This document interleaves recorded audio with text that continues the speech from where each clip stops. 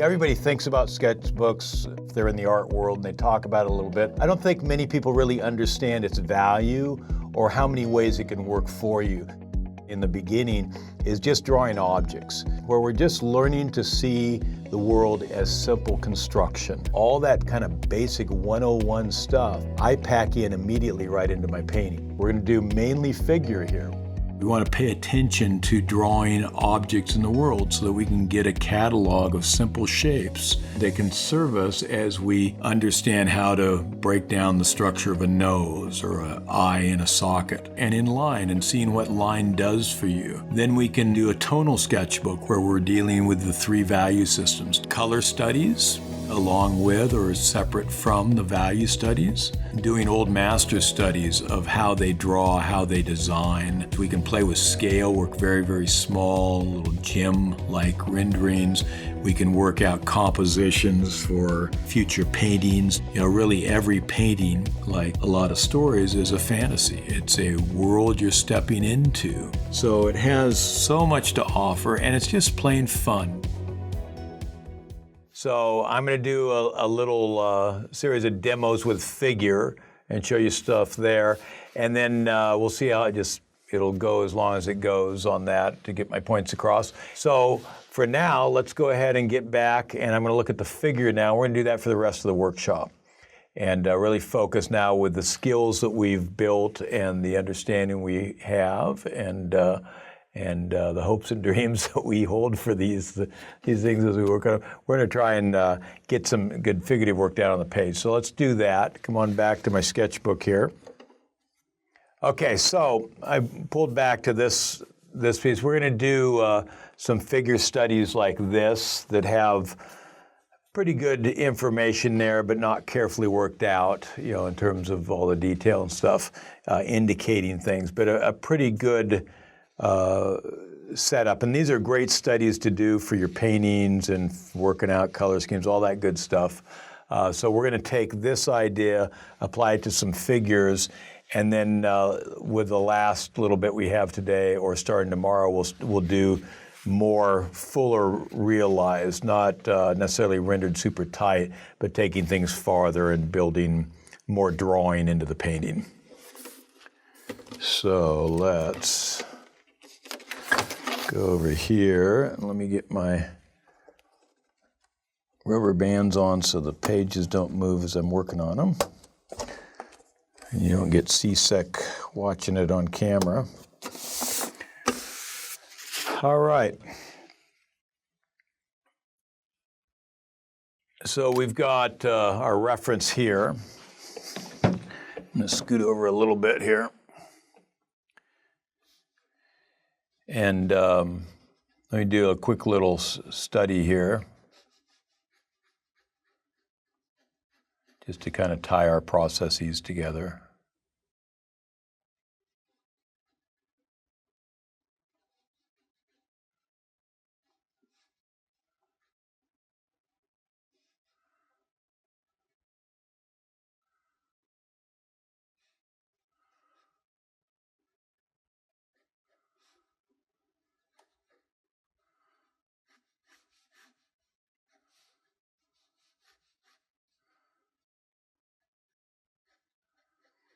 And if this were a painting, I might spend a few hours just kind of getting to know this pose, and hopefully I shot several poses. At some point I'm going to do a workshop, or probably more likely a lesson for new masters, where I really explore how to shoot and what good reference is, how we define good reference.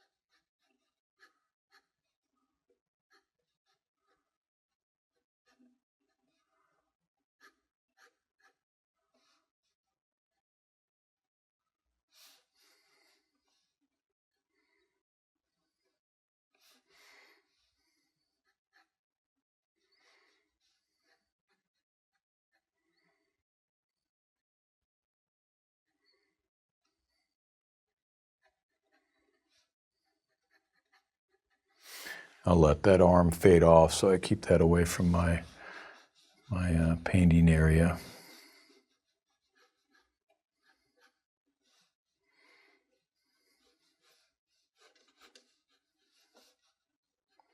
And what I actually do, I have to keep this set in the camera angle for our fixed camera, but I would actually turn, this is bumping me, I'd actually turn it around so I'd have her maybe go here going this way, or head up here, or feet down there, that type of thing. We have a little bit of limitation there, but you'll oftentimes, if you look through my sketchbook, you'll see upside down and sideways drawings, and that's just because I want to get away from that binding on the sketchbook. It's always a irritant to me.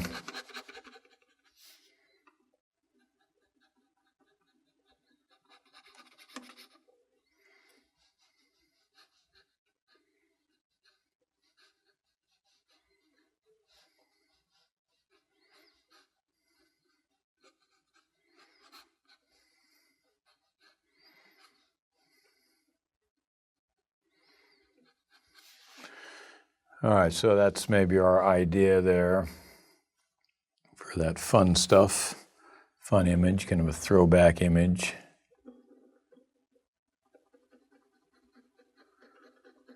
Maybe I want to think about what's really dark here.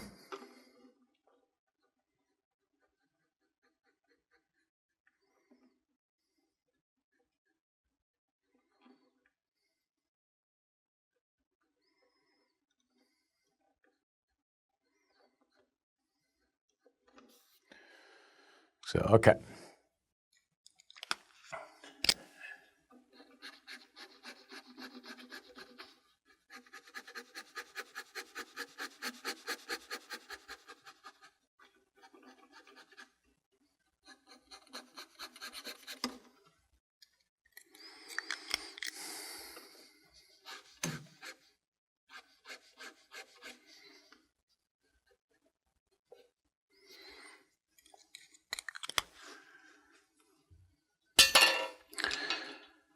All right, now I'm going to begin my little painting here.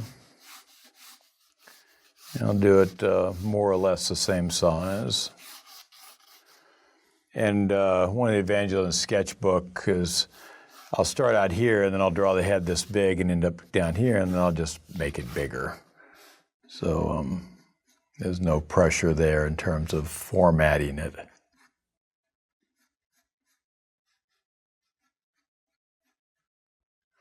And so I'm going to work fairly opaque here. I'm going to take advantage of the gouache quality. But again, you can do this with watercolor if you bought watercolor. You're used to that. Maybe you've done some watercolor and that's what you had on hand. There's no sense buying a whole new set of colors. If you do, that's fine, but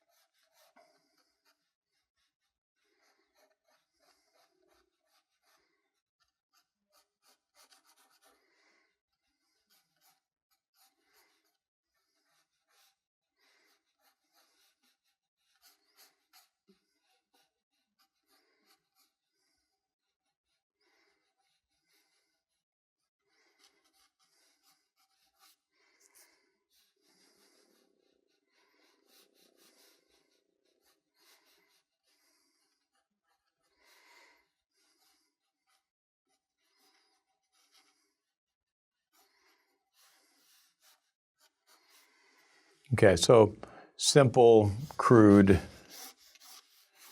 And then we'll just lay in those shapes.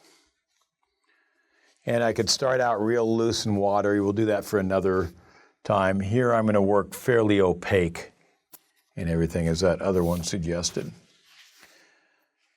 So working opaquely with watercolor as opposed to working opaquely with oil, you put a lot of oil down, it stays wet for a long time. You put a lot of gouache down, enough to cover, and it dries pretty quick, and so you don't have that pollution problem as much. If you're going to do the watery, traditional watercolor style, then it's going to, those are going to bleed into each other. But if you're working pretty opaquely, it won't. And you can do kind of a little bit of both, and I tend to do that.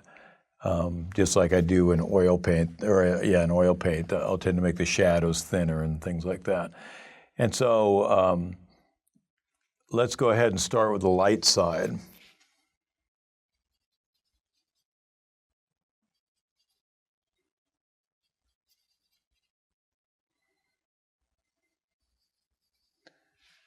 And let's see what I've got. I forgot where my reference was for a second. There we go.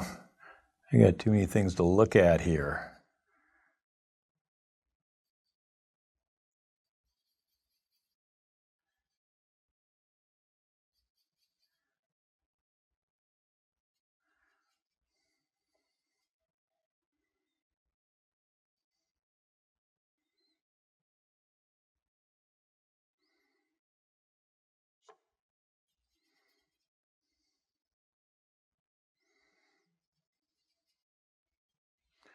And I'm just searching for a color that I think is going to be attractive. And if you look here, you can see how dark that looks. I come over here and you can see how light that looks. Now this will darken a little bit, and this over here when it dries would lighten a little bit.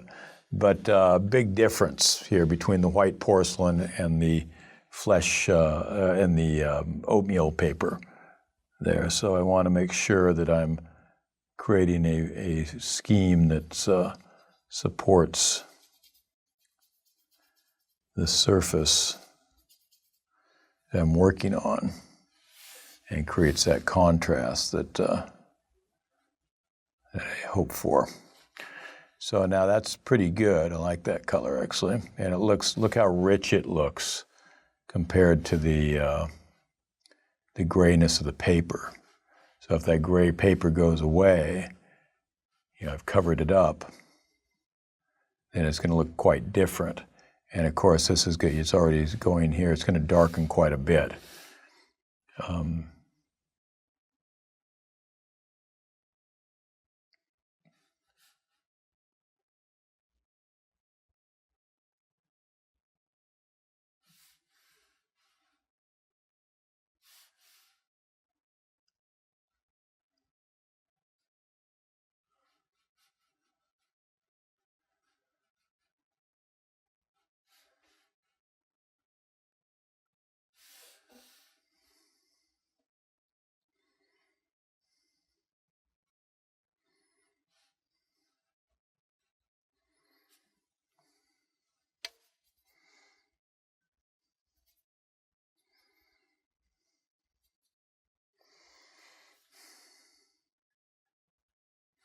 So I'm pushing these redder, pinker, more bronze,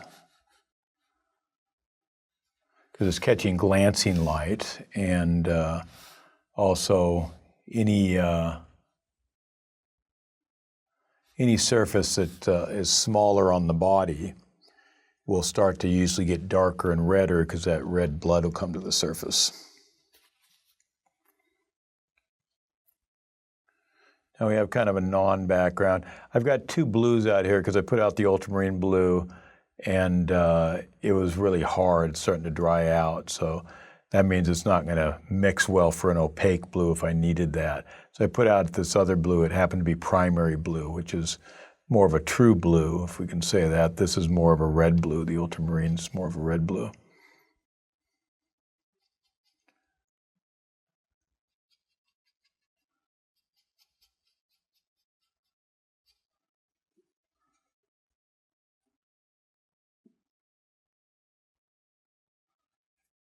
Okay, so this is semi-transparent or semi-opaque.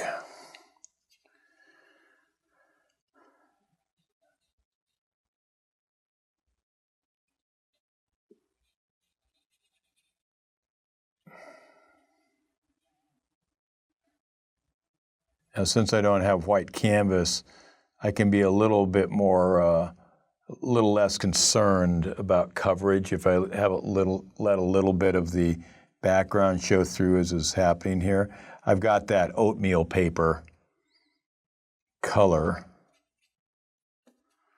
that's going to kind of bail me out there.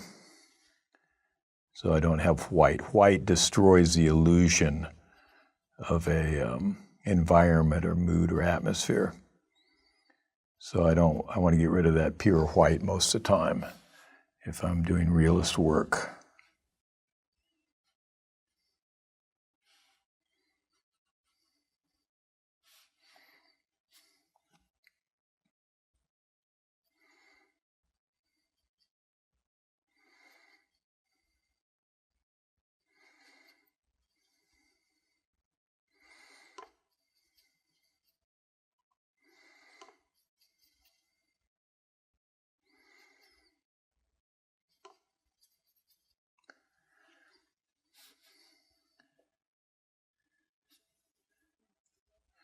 Now, in Renaissance times, blue was a very expensive color. It was semi-precious lapis lazuli. So they would not waste that in the shadows. They'd do something, they would have no shadows, or they would use a non-color in there. Typically, they'd have no true shadows. So what's going on there? Can't quite see with all the lights, but I'll make something up.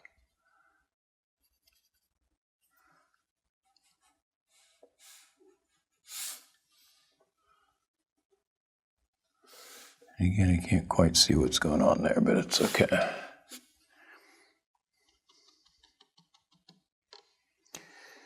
No, just the studio. It's just the lights around me. There, just and the reference, just a little bit of glare. The question is, what am I not saying? I can't see. Just the reference doesn't give me great insight into the shadows. Seeing the color there, it's hard to see it, and the side lights coming in make it a little worse. It's my old eyes, my elderly eyes.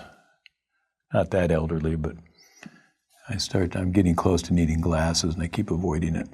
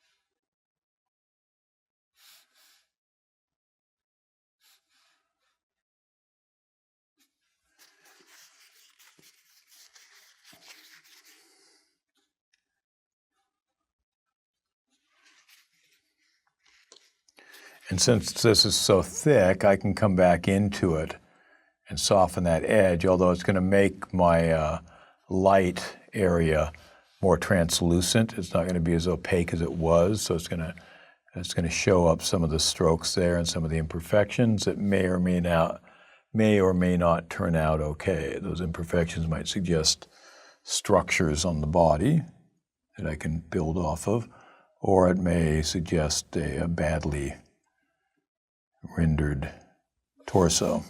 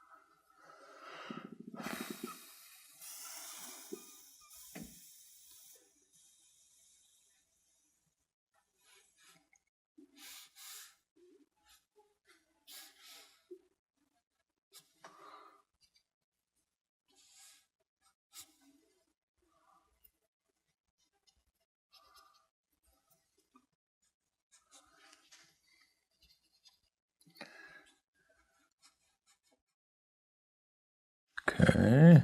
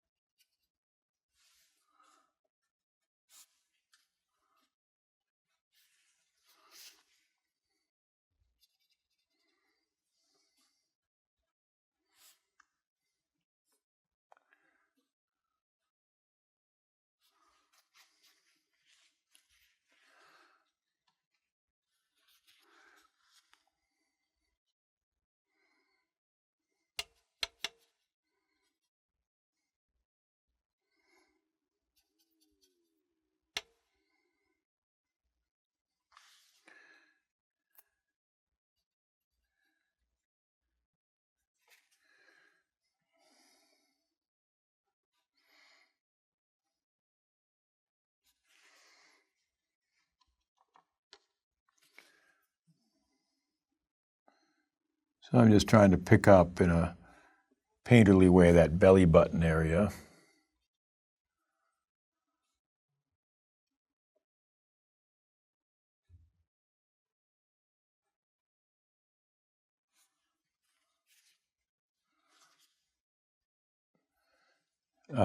That highlight area, I should say. I think I said belly button area.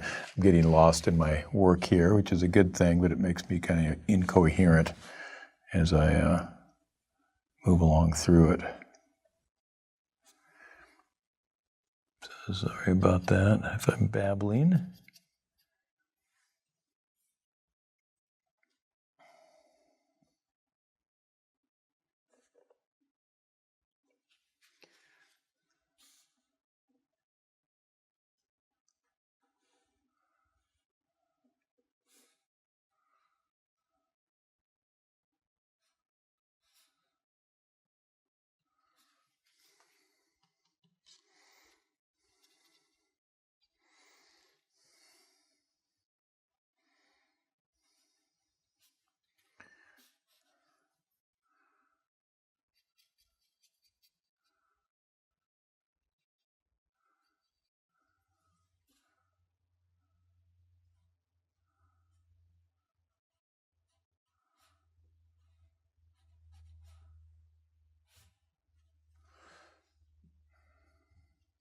So now I'm just putting in the anchoring shadows. And this is something we really take from still life work, is they have outdoors, you've got that incredible glow of the sun flooding. And so you don't have super dark values usually. We'll stick them in the trees and stuff, but for the most part, it's light and airy. We even say that as a phrase, light and airy. But if we look indoors with a still life, usually we have that dramatic light, and then all of a sudden we see how the shadows work beautifully to anchor the form, to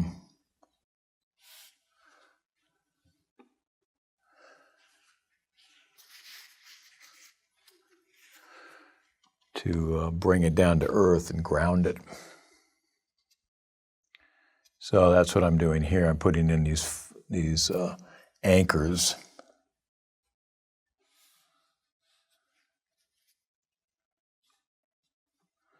And that's going to help give weight and let it feel like she's a entity that's on earth and takes light and holds shadow and